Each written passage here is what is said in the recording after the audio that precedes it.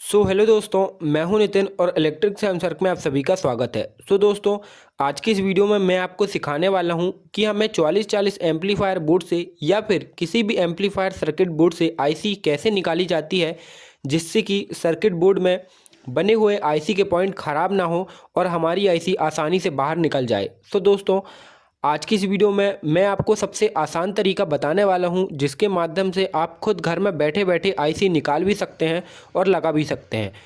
दोस्तों, मेरे साथ वीडियो के एंड तक बने रहिए और यदि आप लोग इस चैनल पर नए हो तो इस चैनल को सब्सक्राइब कर लेना और इस चैनल के बेल आइकन को भी प्रेस कर लेना, जिससे मेरी नई आने वाली वीडियो आपको सबसे पहले मिले।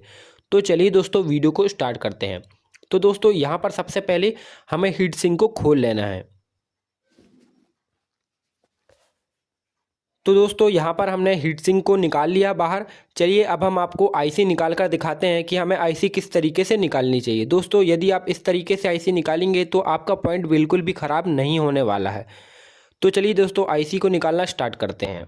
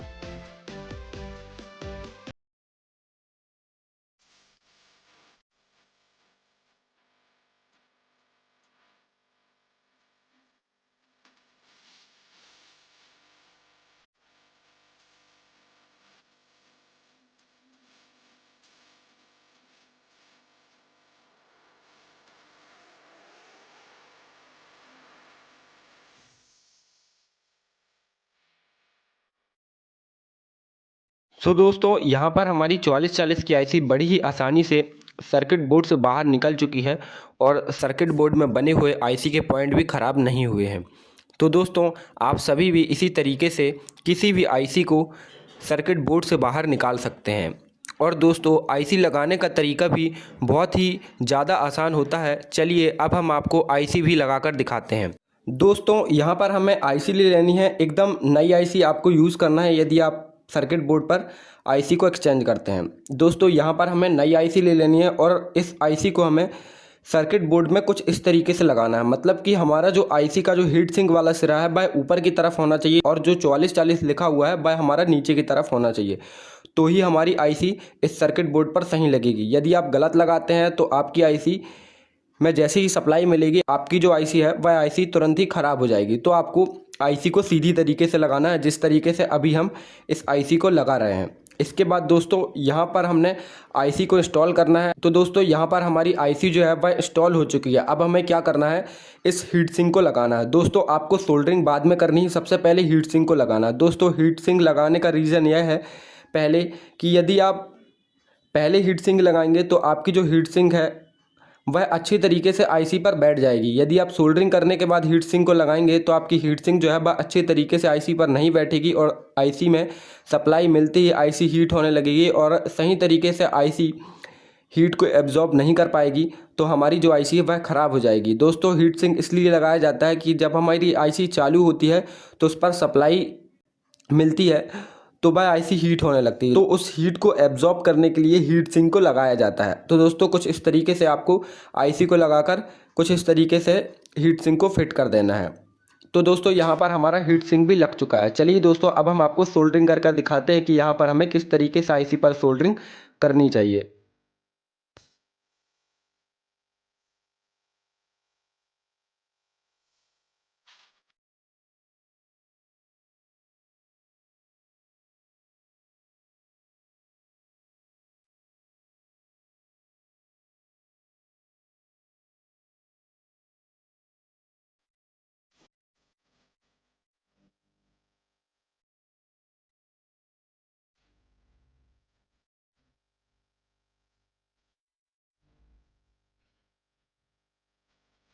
सो दोस्तों यहाँ पर हमारी 4440 की आईसी हमने अच्छे से लगाकर सोल्डरिंग कर कर कंप्लीट कर दी है।